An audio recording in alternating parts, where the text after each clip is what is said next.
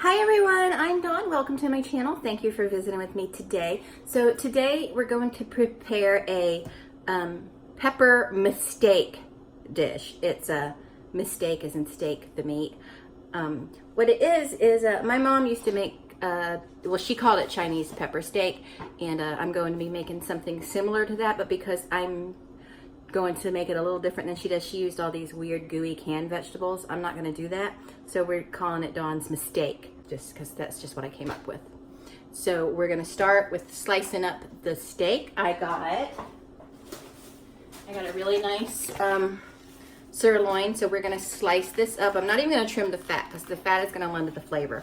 And then we're going to stick it in a Ziploc bag and get it marinated. Okay, so we're going to slice this up just in strips as thin as you want it. You can also leave it whole, but it won't be the same. And or you can cut it into even smaller chunks. But we're just doing strips. And I'm making a very simple marinade. I'm actually going to use stir-fry sauce just because I really like the flavor of it. I'm pretty much going to use all of it. I'll reserve just a tiny bit for the end of cooking. And then I'm also going to put in some rice wine vinegar. Just a splash, like maybe less than a tablespoon. And I would add garlic and stuff to it, but that stir-fry sauce has all that in it. So we're just gonna mix it together, and then we just transfer our meat into the Ziploc bag, and then we're gonna mush it all together. I'll put this in another bag after I wash my hands to keep from cross-contaminating because it would touch this dirty surface that the meat was chopped up on there. And we're gonna just sit this in the refrigerator for at least an hour. I wanted to show you this. This is from Taylor Farms. This is a stir-fry kit. It's teriyaki, but I'm not going to use the sauce that's in here. I just wanted it for these cut-up vegetables. There's some carrot, broccoli, cabbage, a little bit of radish. Instead of using the canned la choy vegetables that are all soggy and weird, I got this as we're going to have a little crispness in our vegetables at the end of cooking. So I got some of this, and then I also got a green pepper, an onion, and some mushrooms that are also going to be added to it. Okay, so my wok is buried under a bunch of stuff, so I'm going to use this.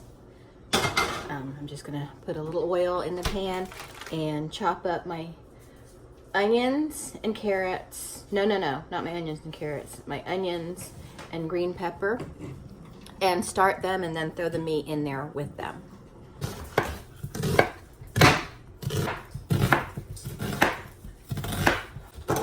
Okay, so here's my beautiful bell pepper. This is how I like to cut them because I don't need to keep them intact.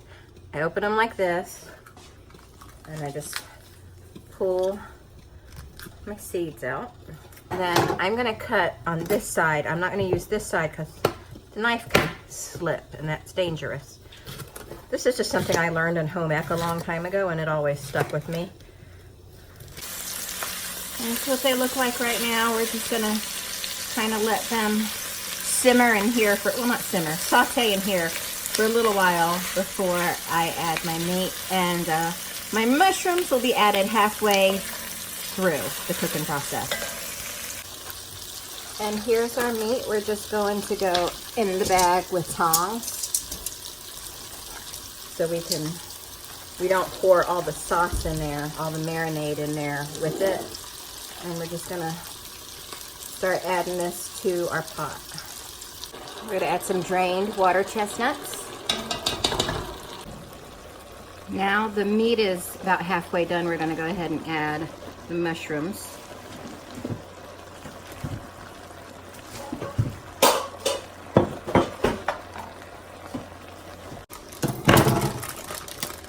Now I'm gonna go ahead and add about a cup of this. Okay, I didn't have the camera on, so I put rice on the plate, and then I put the meat and the veggies on the plate, and then I put some sesame seeds on it. and a dash of hot oil too. I forgot to film this part, Eric. There it is.